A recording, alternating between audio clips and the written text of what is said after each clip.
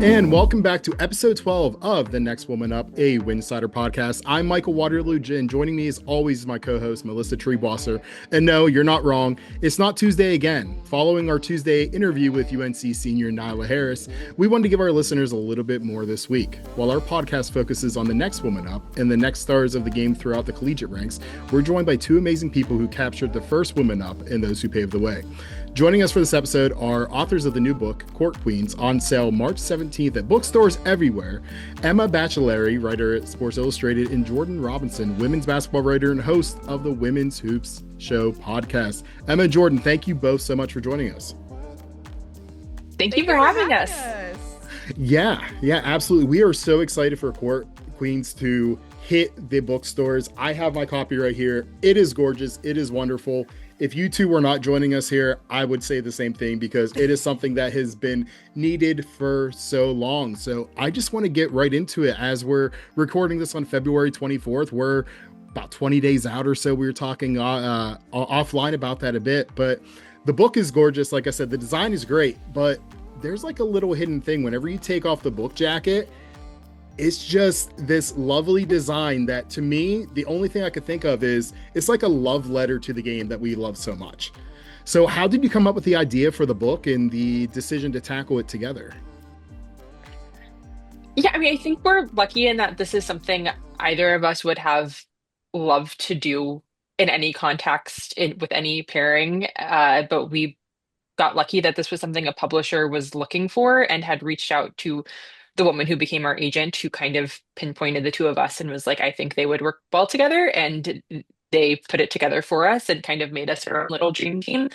And it just was so serendipitous. I think, Jordan, I don't know if you want to hop in, but it really was something that's like a project that I would have loved to have worked on it at any point. And the fact that it came together now and got to work with someone who I kind of knew online and had admired from afar from a really long time in Jordan and get to work on something as cool as this book together was just amazing.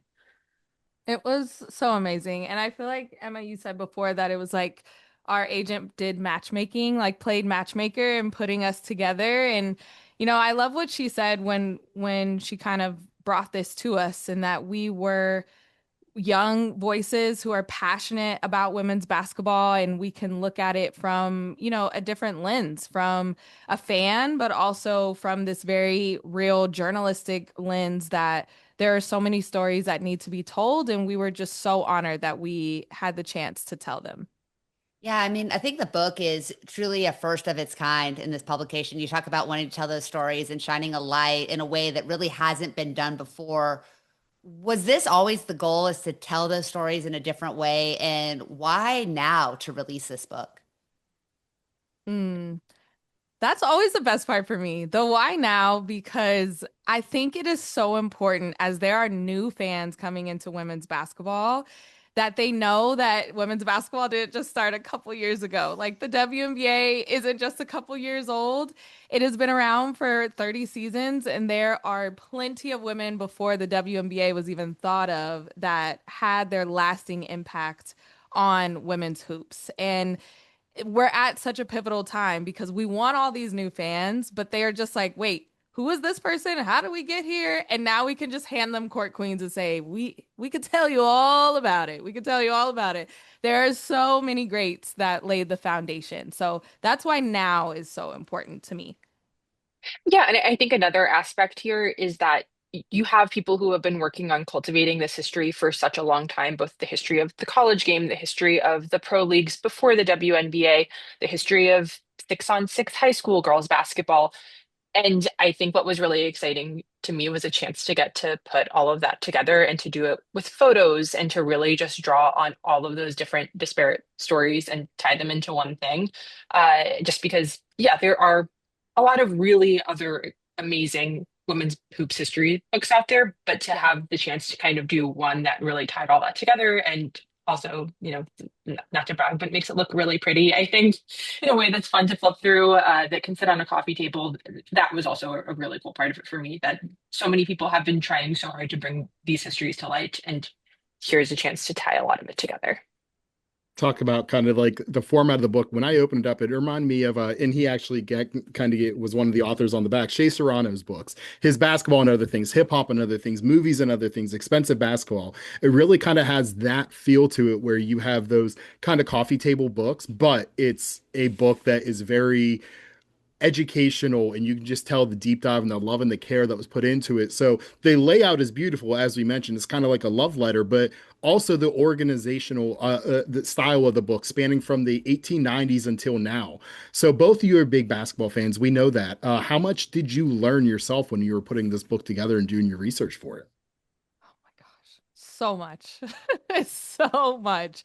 I mean, I consider myself a nerd for the game in general, especially just with my, fact checking background from The Ringer. Just, I love to do deep dives and, find myself in a rabbit hole. And that's exactly what this book is. It is like one big rabbit hole on women's basketball. So it was so fun to learn new things or a new name or figure out the order of things. When you hear about history or when you've heard other people talk about it, maybe you think it was further away than it actually was. So to be able to put things in chronological order was also fun. But what Emma and I say all the time is when one person was deep diving on a topic, we would text the other person and say, wait, I found this. This is crazy. We have to put this in. Now we have to add an essay because this is just too cool to leave out. And all of those moments, we want to make sure the readers feel as well as they're reading through it. And it's somebody that they don't know. We want them to be able to shout it from the rooftops or tweet about it or tell somebody because that's the excitement and the passion that we felt while we were writing it. So there was so many things that I learned in a short answer. Yeah, 100%. And I think especially the early history was something Yeah. that surprised me that I thought I had an idea of, there are some big names I know. I had heard of Senda Berenson, who kind of introduces the game to women in the 1890s. I'd heard of like the All-American Redheads are one of the early chapters of this barnstorming team. But when we sat down to, start tracing out what this outline was going to be, I at first had been like, how are we going to fill the pages before like 1960 that I knew there are some names, but there aren't that many, and ended up being like, that can be its own book. That could be 10 books. There's just so much there to choose from, and just so many amazing women who just stood out as strong characters, like just at all levels of the game, even that early. That really was what was most exciting to me was going through those early chapters of originally having thought, how are we going to have enough to fill this out photographically and historically, and realizing like, oh no, there's so much more here than I There's ever plenty. realized. Yes. Well, one of those foundational building blocks, and Jordan, we talked before we started recording. You and I are both Sacramento girls, NorCal girls, and growing up as a young basketball player and a young basketball coach in Northern California, the name Ann Myers Drysdale, was one of my early heroes and one of my favorite players. Was a big UCLA basketball fan too because I'm an old person, and UCLA basketball in the '90s was just where it was at, both men's and women's, and so. You had a chance to sit down with her, one of the true icons of the game. What is something that you guys learned in chatting with Ad Myers, who was the first female to get a full scholarship to UCLA? First of all, I am obsessed with Ann Myers Drysdale. I think she is so cool and she knows so much. And so I actually sat down with her for my podcast at the Phoenix WNBA All-Star. And we did an interview just kind of talking about the Mercury and she just really wanted to talk about her time as a broadcaster in today's WNBA. And I was like, hey, I'm writing this book and I would love to be able to tell your history. And she's like, oh yeah, just send me an email. And we were like emailing and texting back and forth. And I was like, you know what? You are so busy. You are a superwoman. Let me just send you this Q&A. And my favorite part about that Q&A is, asking her the question, who's someone that you would like add to your game? What's some skill sets that you would add to your game to make your game even better? And she's like, nah, I think my game is pretty good. Like I could score, I could defend, I could rebound. I think I'm pretty good. And I love that. I love that she is a goat in her own right, and there are so many throughout this book. But for her to just kind of dust off her shoulder and be like, yeah, like you may not know, and maybe your readers don't know, but I was really like that, and she was, and Li- so I She's still love winning that. a couple rounds in Unrivaled one-on-one today. Like I'd still taken her at least to the second, maybe third round. For sure. So I love that part. And I feel like that was kind of the bravado of so many other players of like, yeah, you guys need to recognize just how good we were in our day. But Anne Myers is exactly who she thinks she is, and it was incredible to be able to incorporate her in a different way because there weren't a lot of Q&As in the book. So I love that hers kind of stands out in that one pager. Yeah, even like the way you started that with like, hey, here's a chance to brag on yourself. Go ahead. And she wasn't just like, I'm gonna walk that back. She's like, no, I will. Here we go. My best game was this one right here. Don't want to spoil too much there. But go ahead and talk your ish right there. And so another story that kind of stood out to me was the one of Denise Long, becoming the first woman drafted into the NBA. Yes, the NBA out of Iowa. Her response was perfect. Wait, into the army? So just seeing that is just like, oh, this is what we're getting with this book. This is awesome. So there are a lot of great stories like Denise's that you all tell. How did you decide what made the cut and what didn't make the cut? As you said before, Emma, you're going through like how we feel in this book, and it's like, oh, we have a lot to go through. So how'd you decide what made the cut and what didn't? It was really hard. And, I feel like we've said this over and over to ourselves in every conversation we have about it, that this could have been 10 books. And it sounds cheesy, but it really feels true that, this could have been 500 pages, 1,000 pages. And I really hope that there are more versions of something like this to come to keep telling this history and to show different aspects of it. But yeah, it was really hard, and a lot of it was just sitting down together, bouncing ideas off of each other, trying to do something that felt cohesive. That maybe in one decade, if we're showcasing college a little more, the next will be pro or Olympics a little more. Like trying to have balance in each chapter, trying to have balance in different types of players, different backgrounds. All of that balance in what shows up really well photographically, because you're thinking about this as the design too. But yeah, it was really hard, Jordan. I don't know what you want to say here, but it was just really hard because there are so many cool women here.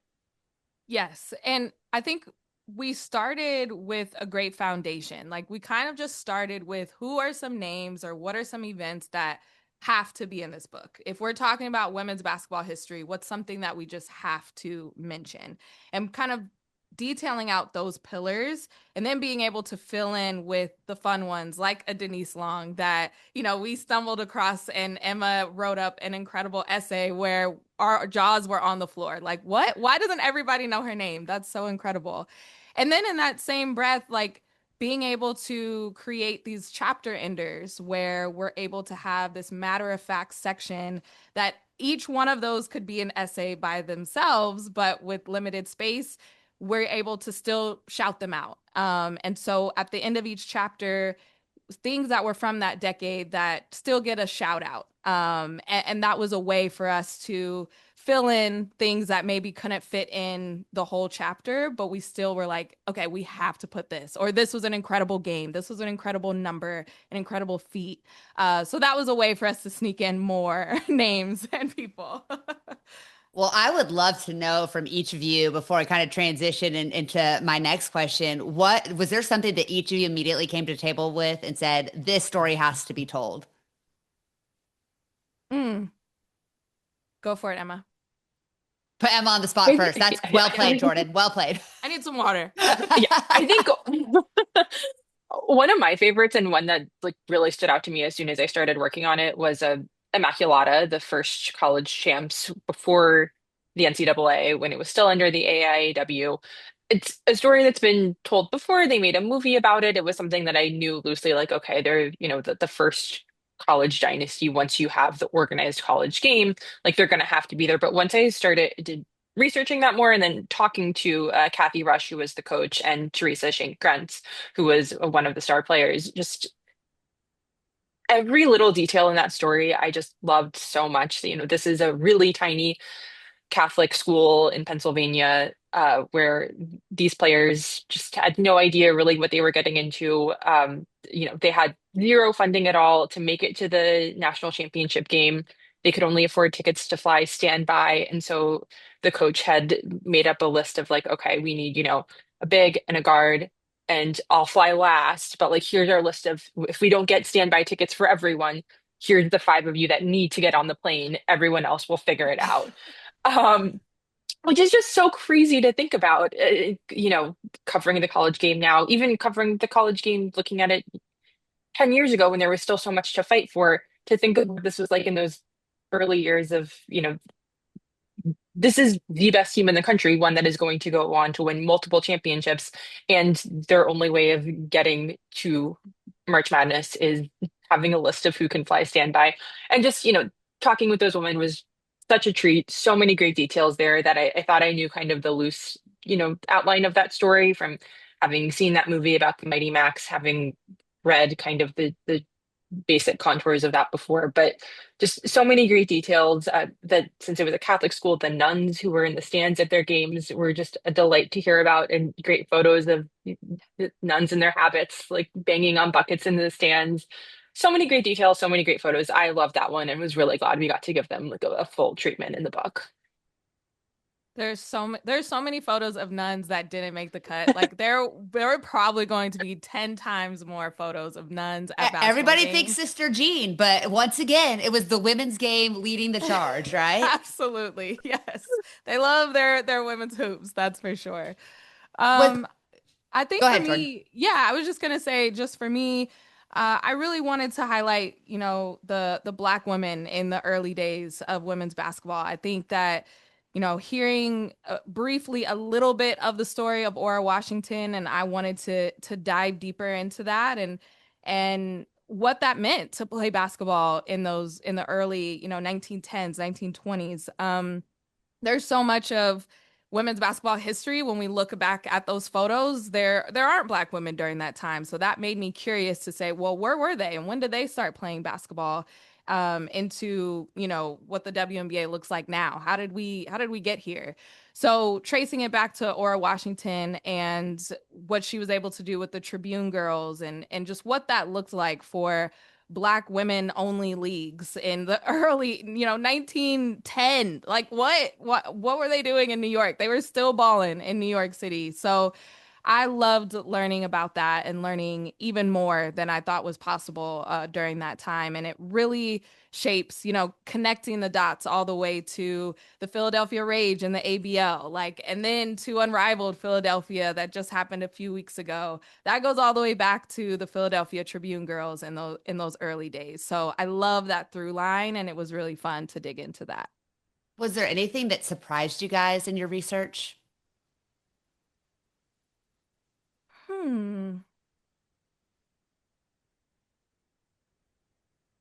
I think something that surprised me was how rich this photographic archive was. Hmm. That going back to the 1920s, the 1930s, we only have a few of these included in the book because you have limited space, but pictures of girls on playgrounds and in gym class, it just really kind of brought to life how many girls were out there playing and had been for so long. And that actually, with what Jordan was just talking about, that early Black history, some of my favorite photos were stumbling into things like we have one photo in there of some players at Hampton in the early 1900s. And I just really love that, one photo says so much there of you talk about the very early college history of the game. And for a lot of people, they tell it as if it kind of starts and ends with Senda Berenson and Smith College, where you first have women playing in the 1890s. But very, very quickly, you have this all over the country.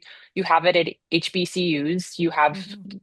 Black girls all over the country who are playing at the same time. And so having just like one picture like that, I think says so much beyond what you can just read in an essay. And the just plain historical details of it, having like one photo that just brings to life these women were here too was really cool. And seeing the way that that repeats in so many contexts over time. I had been worried at first about, okay, photographically, what does it mean to film multiple chapters from a time when cameras were not very easily accessible? And there was a lot more than I thought. That's such a good one. I would just throw in quickly, being surprised by this idea that women's basketball and how can we profit off of it? How can I start a league? How can I start a barnstorming team? And this kind of up and down of it throughout history. Like, yes, we're so excited. And then it only lasts a couple years. And then, okay, it's down. And then we're so excited again. Here's another league for a couple years. Like, that's kind of how history goes. But it was so interesting to see how much that happened. And how I think people think it's so recent that people are trying to capitalize on the women's basketball boom. No, that's been happening since the 30s and even before that, where people were like, people like women's basketball. Let me make money off of this. And they've tried over and over again. So that was really interesting and surprising. We're the next woman up, joined by Emma Bachellieri, as well as Jordan Robinson, co-authors of the upcoming book, Court Queens, out through Hatchet Books on March 17th. And you talked about the photos. They are absolutely gorgeous and beautiful. You talked about the archive a little bit, so I want to pivot a bit, and I want to take a look at the 96ers team.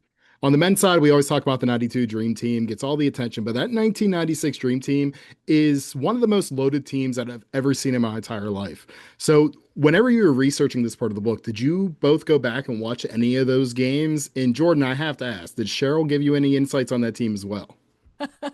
Cheryl did not give me any insight. She tells me about the time. She tells me about her and Dawn being roommates during that time. I've gotten all the side stories, probably some that I probably couldn't even include in the book, even if I wanted to. But no, Emma wrote that essay and she knocked it out of the park. So I'll let her take that away. I did watch some. There is one really great high quality YouTube upload of the game against Australia, the gold medal game, which is was such a blast to watch. And I think also I have to shout out here, there's a really incredible book called Venus to the Hoop by Sarah Corbett, who was a journalist who embedded it with the team for most of the selection process and the tour that they did around the country. And so that's an incredible book, which we have, thanked in the notes and acknowledgments. And reading that was a great resource too. But yeah, nothing compares to watching the film. And you have clips of other games, but it's really just the one game versus Australia you have in full, like legit broadcast quality on YouTube. And I did watch that. And actually what stood out to me the most there about watching that was, I feel like I have been watching and hearing about Dawn Staley my whole life, and I realized I have never been able to sit down and watch an entire recording of Dawn Staley playing a game other than this, and that was really cool and something that I just, as someone who was too young to appreciate her during her Charlotte Hornets days or Charlotte Sting days with the jersey behind you right there, even though I grew up in North Carolina. Um, it was really cool to just watch that full game. And yeah, I mean, it is remarkable how dominant that team was, just the depth, how good they were, and also how good Australia was, how tough this competition was globally at the time. That, I think sometimes people look at it as like, well, of course, they won gold, Title IX, they'd had a chance to build up teams, but no, like that was a battle at every step of the way to get that team to be as good as it was. And that, gold was very much not handed to them on a platter. How tough the competition was there, how much they had to fight for it really stood out. That 96 team was such a, like, again, I'm an old person here, but that was like a seminal part of my basketball journey. I had just started coaching. I was still in high school. I'd gotten in a really bad car accident. It was a new driver right before the Summer Olympics. And so that team, the women's basketball team, and the that 96 Olympic gymnast, female gymnast team too, like carried me through 2 weeks of pretty much being laid up on the couch, and really reignited my passion for the game. And really made me want to be a coach too. So I'm super excited to dive into that essay in particular, because I think back to like basketball, it's the 92 Dream Team, and it's that 96 women's gold medal team that I think really cemented my love for the game. We're a college podcast in general. We mostly deal with college basketball. So we'd be remiss to not mention your section on college hoops and talk about two of the penultimate figures when we think of the college women's basketball game today in Pat and Gino. How much of an impact have those two, not just coaches, but brand names in the sports, had on what we see today in the collegiate women's game? Oh man, I think everything. I'm writing a story on AZ Fudd that's coming out soon, and one of the editors kind of wrote a note in there. I kind of listed all the championships that UConn has had, and the editors for this magazine, they don't know too much about women's basketball. So she just put like, how many of these were under Gino? And I was like, all of them, All of them. all of them, all of them. It started with him. It's gonna finish with him. Like this is what UConn women's basketball is. But I can speak to, the Pat Summitt essay in particular. I grew up such a huge Tennessee women's basketball fan, even though I was on the whole other side of the country in California. I was like, how can I play for Pat Summitt? It was everything. I loved Kara Lawson, like that was my era. And then she came to be a Monarch, so I was obsessed with her. But in that essay in particular, I had talked to Nikki Fargas, who works for, the Las Vegas Aces right now. And when she played at Tennessee, she really talked about the tone that they set and how anytime they stepped into a gym, they were already up 10 just from stepping into the gym. People were scared to play Tennessee because of what Pat Summitt was about and what her standard was. And when you talk about what that kind of sets, I mean, even when we're looking at Tennessee basketball today, right now, we're like, all right, you got to get it together. Like that's You're not not the Pat. Tennessee, you're not the Tennessee standard. Like we still hold that university to that standard of what Pat did so many decades ago. So I love how much she was also such a figure in wanting to put women's basketball on the map. And she really cared about women's basketball being televised and didn't shy away from playing Gino and UConn when she had a lot to lose. She wanted that for women's basketball. And I feel like even throughout the book, it's just at a pivotal point where you can see that shift change of people were just talking about women's hoops different. And I think that goes a lot to what Pat Summitt did at Tennessee. Also, I have to say, this gave me such an appreciation for how incredible her outfits were. Looking Oh, through yeah. all of those pictures. Talk about the hard. What was hard to put in there? Which outfits were we going to put in there for Pat Summitt? That was horrible. It was such a hard Iconic. decision. Kim Mulkey, you followed, man. You followed. You followed the goat. Yes, no one had anything on Pat there. But yeah, the Geno section, it was interesting writing this year, obviously looking back more historically, and I was doing that as I was covering last year's championship team in real time, and just seeing the balance of what has changed and what hasn't changed. And I think that's a hard line for any coach to walk, any person to walk, frankly, with how much, society has changed in general. And seeing where Gino has kind of stuck to a standard and maintained that standard and made sure that his players play up to it. And if they don't, they're not at UConn. And where he's become a little more flexible, a little softer with age, that like a lot of UConn alums will say he's much softer now. A lot of current players don't really think he's soft at all. And so it's funny to see just what has and what hasn't changed there. And looking back at, what Gino was doing to build those early teams, what it meant to do that run in 1995 that kind of gets everything started compared to where they are now. One of the things that stood out to me in writing about, especially that first championship in 1995, was that Chris Daly, who also has been there since the beginning on the sidelines with him, she saved every single press clipping from 1995. She had an assistant that summer go back and like request from papers, from magazines, I want to save everything because who knows if we'll ever do this again. And of course, it's so funny. I mean, now there's no way you could possibly save all of those press clippings. But the idea of having done that in that first year, now 30 years ago, I want to save everything. The level of attention they were getting felt so unprecedented for a women's college team to have gone undefeated. You have Rebecca Lobo then going into that 96 team kind of as the college face of the game and just wanting to save it all and thinking like, oh, like this is actually just the opening of this crazy run. Well, Chris Daly, if you're looking for a book to put together in the future, I think all those press clippings would be a very good one that people would love to read. We have just a few more here for you before we hop to the rapid fire section of this program. And when Melissa was talking about the 96 Olympics, I automatically just thought of Carrie Strug sticking that landing with her hurt leg. I thought of Dominique Dawes, shout out to the Magnificent Seven. You did a great job of having moments kind of freeze in time too within the book. The one that stood out to me was Enrique's game-winning bucket against UConn in 2018. The way that you laid out that chapter in that moment to make me feel like I was reliving it, that I went back 8, 9 years and watched it again was just phenomenal, just chef's kiss. How did you come up with the approach that you were taking to each idea? Like, hey, for Anne, we want to do a Q&A, but for Enrique, we really want to bring them back and we're going to show the shot clock and come down each second. How did how did those ideas come about? I'm so glad you liked that one because I watched that video so many times over and over to make sure I was getting the times right, and reliving it and getting goosebumps every single time she made them, by the way. I think we just wanted it to be cool. Like we wanted it to be fresh. And I think there is totally a way to do it. And I feel like in those early days, we were like, okay, is one chapter just one long essay? Like you take a whole chapter, I take a whole chapter. And then we just started thinking about it more. And I think it's so much that it's easier to digest in little sections, in essays and Q&As.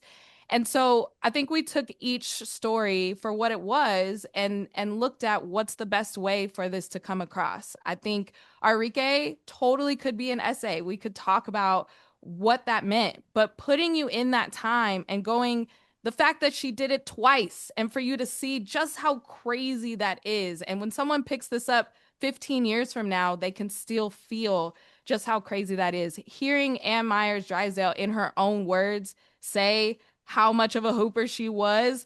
I mean, I could have put that in quotes, but this was just like so much better. So I think looking at each thing, also seeing what photos we had already too. I think that goes with the story and how we decided to tell it. Another part that sticks out to me is in those 90s, I went to Emma and I was like, okay, this is my section for the ABL, WNBA, those earlier days.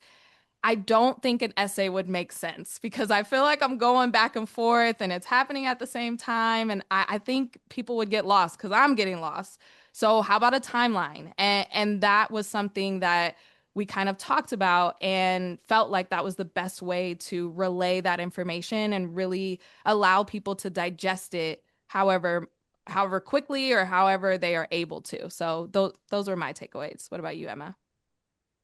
Yeah, I think I loved that variety in there. And I think another section that Jordan kind of spearheaded was in the WBL section, looking at pro basketball before the WNBA, getting a bunch of different players involved with just like not a full-length Q&A, but a few quick answers on a few quick questions from each. A photo collage of all of the programs and tickets and bits of memorabilia. That's actually maybe my favorite page in the whole book, and it doesn't have any text on it at all, which is maybe not something to admit as one of the writers, but just keeping something like that makes it stay visually fresh and engaging. The idea of this is a book that you could read straight through, or you can just pick up and leaf through a little at a time and hopefully see something on each page that's going to catch your eye and be a little different. Was yeah something we were super conscious of, and it was fun to kind of do that puzzling out of what goes here, how do we make this as fun and dynamic as possible? Because I think like this is history. Yes, there are hard parts to it in places, the history of struggle, but also like this is fun. This is basketball. We wanted this to be like everyone hopefully is reading this book because they love the game and they want to celebrate it. And so having that feel like, yes, this is fun too, I think was really important. We talked about that 96 Olympic team and how important that was for kind of the launch of the sport. But preceding even their winning the gold medal was the announcement of the WNBA. And then the first season was the year that followed. You kind of touched on it, Jordan, but you guys talked about that first draft and the first All-Star game, how much of a financial struggle that league was, when it first opened up and how they were trying to work through the financials of keeping it afloat.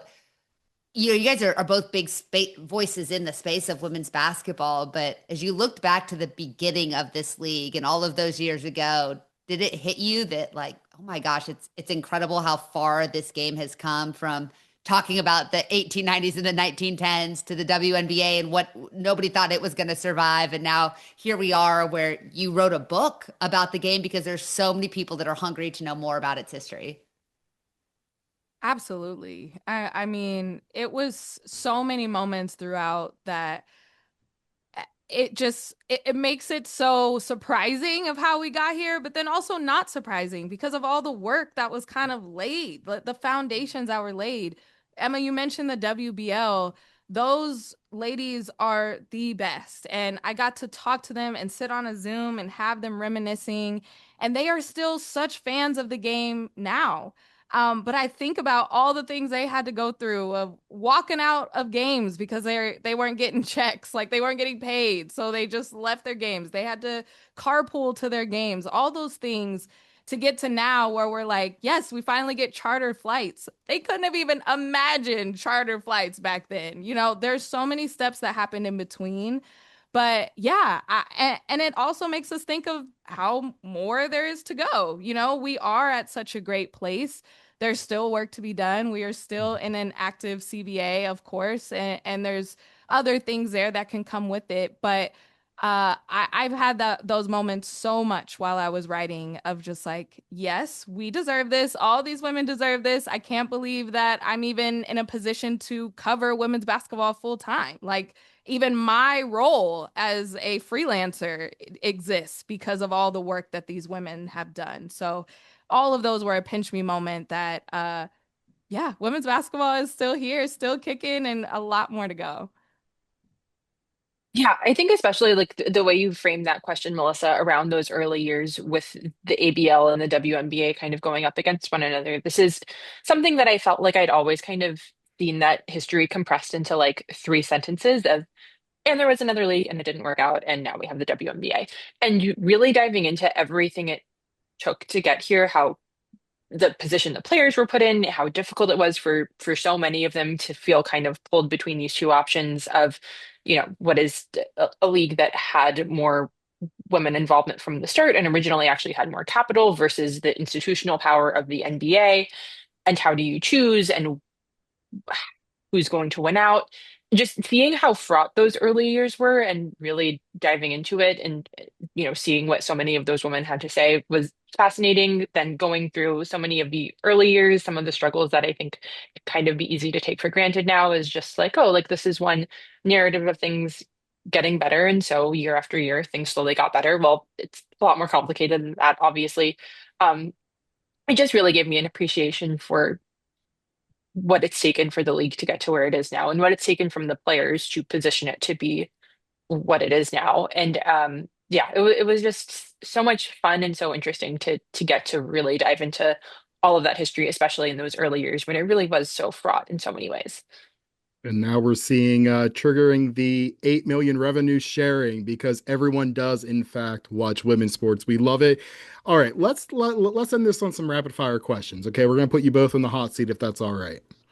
All Let's do right, it. so there's a section in the book that talks about women's signature shoes. What is both of your favorite signature shoes that have existed? Oh my God. I think Cheryl Swoops would call me right now. I don't even know if she's listen. She can't even listen to this happening right now. If I don't say hers, I have to say Cheryl Swoops because they were the first, and she really set the precedent. Without her, we don't have an A1. So I say Cheryl Swoops, Air Swoops. We'll go a little more modern. I just love that Asia came out with the pink as the first colorway. It's so cute. I love it so much. And I just like being able to embrace it. Like, yes, this can be bright pink. So I'm gonna go with Asia and the A1. Before Melissa gets to our next one, I took a sick day from work whenever those came out just so I can make sure that I get them. So I am with you 100%. Sorry about that. Sorry about No, that. They no. look great. They're But amazing. but you know what else is pretty amazing? You segue we oh my gosh, I can speak. I'm professional at this. Segued me nicely into another amazing thing. Jordan, we both grew up Sacramento Monarchs fans. Talk about an elite jersey. I actually coached college basketball with Ruthie Bolton, and she fractured my orbital socket because she jumped over me and pinned a layup against the backboard. And, like, I'm not kidding, and her elbow like landed. So like I was at the first ever Monarchs game. I have to know where, Jordan, does the original Monarchs jersey rank in your pantheon of all-time greats? And Emma, you don't have to go just Monarchs, but what is your favorite WNBA jersey of all time? God. Oh man. I mean, it's first because it's the Monarch. The best. I'm so biased. Our It's only not even championship basketball team we're yeah. ever going to get in the I city of Sacramento. I'm so biased. I still have my Monarchs jersey from when Mm, I was 9 years old, that Tisha Pinachero autographed, and I no stood in way. line, got her autograph, still can wear it, still can fit it. I told her this Incredible. story. She said she felt very old that I was telling her this and that I was 9 years old. But yeah, I love a good Monarchs jersey, but man, there's some good ones. I feel like logo wise, the Cleveland Rockers, I think they need to Mm. bring it back. The guitar as the R was just another level. So that's a special shout out for sure. I'm with you on the Rockers. I think I might have to go here. It's really exciting in general that we are at a point where we can have throwback jerseys as like actual jerseys. And when we had the Liberty teasing that they're potentially going to do some throwback jerseys for a game this year, I really love those early 90s Liberty jerseys. Those ones are just so iconic. The orange and the blue and the way it plays off each other, it's like still its own colorway, but kind of ties into more like New York signature colors. I really like those original Liberty ones. Those are You cool. are speaking my language because I grew up a diehard Liberty fan. And I remember I was at the Pittsburgh Convention Center whenever I saw WNBA cards in a can from the very first season they came out in the early 90s. I was so excited I had to get them. So seeing the shot from my goat, Teresa Witherspoon, made me so happy in the book. I love me some Teaspoon, as well as the Radio City Music Hall venue. So my question is, which non-traditional basketball venue would you like to see a game in the past, present, or future be held at? These are impossible questions. I'm so sorry. That's the goal. Oh. Really, Yep, yep. really, really put you guys through the ringer in the hot seat. Just saying. Well, okay. This is the first thing that came to my mind was there were some photos that we didn't include in the book, but I stumbled upon them of the Sparks actually playing outside at the tennis courts out here in LA in Carson. Did not know that that happened, and they are so cool. And so I would say, combining both of my loves, because I love tennis, we need to put some basketball games at like Wimbledon, at some very prominent tennis locations. And it just looked so cool. It was outside summer. It was really fun. I don't have a game for you, but if any WNBA finals from any time, put it in a tennis arena. That would be I cool. love that. I love that. Yeah, also like what you're going with there. I think like the way the NHL does the outdoor stadium series games, maybe we should try to figure out a way to do that for basketball. Like Mm. I realize there's no way you could conceivably have a whole arena's worth of people watching at like Rucker Park or something, but it would be so cool if we can just magically get, a couple tens of thousands They of play people in on there. aircraft carriers. Why not? Yeah. Why You know not? what? Yeah, why not? Exactly. We need everyone to be thinking bigger. Yes, outdoor games are just any iconic like pickup location, etc., all over the place. That's what we should be trying to do. I love Yeah. it. All right. If you had your editor calls you tomorrow, publisher calls you tomorrow, they say, hey, we want each of you to write one long form book on a single historical women's basketball figure. Who are each of you choosing? God. Ooh. That's a tough one. If you I mean, got one, Swoop's, Emma, go. yeah, Go I was for gonna say, it. is Cheryl gonna call you again if you don't say her? You just have to have her on speed dial at this point. A little bit of a cop out. I'm going to go a team, not a single player. And I think actually a book on this is coming, which is really exciting. But I wrote the little snippet in here on the Wayland Baptist Flying Queens, who were one Mm. of the first college teams before the AIAW when you're playing against AAU teams. And they're called the Flying Queens because there was a kind of a early version of a booster of this college who owned what they then called a flying service, meaning that he, was a handled air freight for various places in Texas. And loved this basketball team and was like, I want to fly them around the country. And just every story that there was on them was just so good. There was so much detail. These women are truly playing before you even get into truly organized college ball, and they're flying around the country. They at one point they learned a bunch of tricks from the Harlem Globetrotters. They just seemed like fascinating people, all of them. There are very few of them left still alive, unfortunately, because this is mostly in the 50s. They do play as a college into the 60s and 70s. But that was one of those stories where it just really stuck with me of like, I can't believe I've never heard of these women. This is a crazy, amazing story. They still have the longest win streak in college history. Not officially counted because it wasn't AIAW or NCAA, but Gino and UConn have never been able to get there. This was well over 100 games.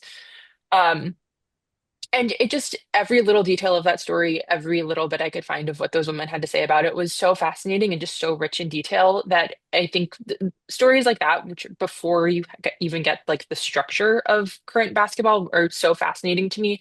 And I feel like something like that is the kind of thing I would just love to dive into and really give those women another level of spotlight. Well, I would totally read that in a heartbeat because I know it would be amazing. I probably went through like five answers in my head. One would be Lynette Woodard, and everything that she was able to do with the Harlem Globetrotters, being the first woman in the 80s. And I just want to know more about that tryout of all the, 25 other women that were gunning for that one spot. Who else were they and what did that look like? But I would say Cheryl Miller for sure. Like, Mhm. I had so much fun writing that essay, and I don't think people really understand now how amazing and great and like on a whole nother level she was. Speaking of YouTube, like being able to sit down and watch her games from those early championship runs, like that is so cool to watch. She is so athletic. She's jumping through the gym. Like she is on a, a completely different plane. And she has so many stories and she's so charismatic and tells things with such a fresh lens that puts you right there in the 80s in LA. So I would love to follow her around, talk to people, and really, really flesh out her story. So Hey, people know Cheryl Miller was really that girl. Reggie always says she was the better basketball player, right? And Yes. that's coming from him. That's pretty good words. For sure. We have just a few more and then we'll get you out of here. But I'm going to give Jordan a break on the hot seat for this one. This one's just for Emma. Emma, Jordan texts you and she says, "Hey, I'm challenging you to a game of 2-on-2. I'm partnering with Cheryl. Who are you picking to take them on 2-on-2 to have a chance?" Well, I am really out of luck here because I mean Jordan played in college and I'm someone who like washed out before middle school. Like I was one of those kids who was like so uncoordinated that I was just like tripping up on the playground by the time I was like 11. So Jordan is going to cook me no matter what. I could have like you could let me go like 5-on-2 and get me a full roster. Um but let's see. I think uh, That's if I tough. can yeah, that is really tough. Uh, Let's paint the I'm picture. Game trying. to 21, okay? Oh, They give you a 13-0 head start. So that way, there you go. So now, we have a game. You need 8 more points. They need 21. So who's that one player that's going to get those 8 points for you? I think I'm taking Asia Wilson. I think I need a mm, modern player. Like I need the current skill set with the idea of someone who can kind of do everything. So sorry to everyone who played before like 2005. I think I need to go really modern here. that's good. And sorry to Asia. I think we still might lose, but you will give us the best shot. I love No, you're that. giving yourself a great chance there. I mean, I'm saying Cheryl, and I'm getting Cheryl in her prime. I'm Yeah, like saying is this Cheryl just go today there. or is this Cheryl in her prime? Like I think I that think is a Cheryl would agree. key. Cheryl in her prime. Yeah, Yeah, yeah, yeah, yeah, Cheryl in her yeah. prime. We'll take that. That's some depoys, but yeah. Don't please, Asia. Don't block my shot. Just don't. Let me go.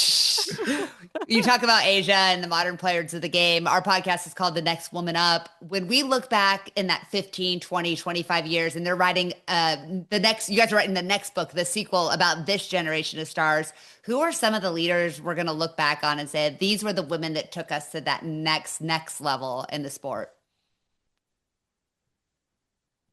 Man, I think Paige Beckers comes to mind for sure. Like, I think she would be one of those first chapters of this next section. But I would say Juju Watkins. I would claim that essay. I love Juju. I love her game. I love what she's been able to do for the city of LA. And when you watch her play, when you are around her in the city, like, she is a superstar. And I don't even know if people really understand that magnitude, even if you're just watching from a TV screen. So that was kind of something we wanted at one point. We wanted to end on, like, a picture with Juju and Paige to kind of set the scene that this is like the next iteration of this. But those are kind of the couple names that I throw out there.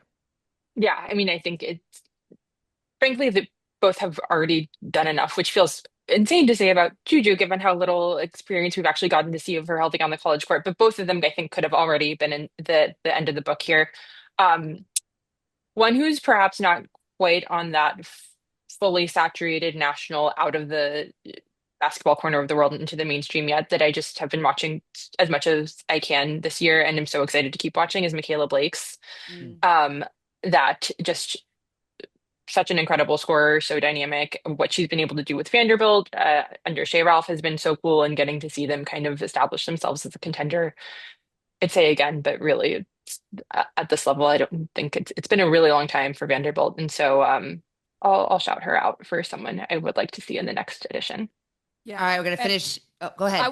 I just want to add real quick that it was so hard to turn in our final draft because history was continuing to Mm. be made while we were in edits, and we had to have a cutoff because Asia Wilson again gets MVP and like does some incredible things, and there were so much history even being made by college students. So I love that. I love that it was hard for us to end a history book because women's basketball history was continuing to be made. So I just wanted to say that.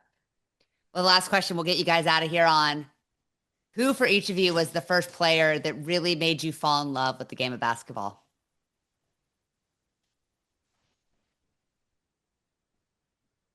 Jordan, you're muted, FYI. Finish it on the tough ones. I know it's hard. It is a hard one.